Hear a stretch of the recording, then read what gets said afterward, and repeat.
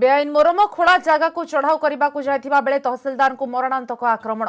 खोर्धा जिला बोलगढ़ ब्लॉक गोपालपुर पंचायतर नारायणीपड़ारे चलीथिला बेआईन मोरम खोला।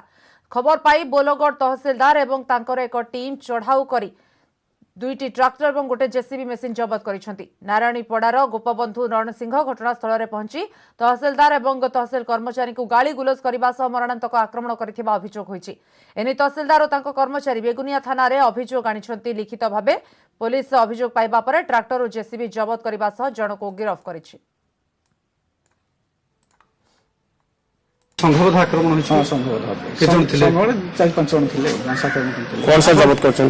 जबत आम कर ट्रैक्टर दुईटा जेसी गोटे आ गोटे ट्रैक्टर पळला नै मोटामोटी कहा नारे अभियोग करछि पर्टिकुलर जन के जन नारे करछन 2 जन नारे।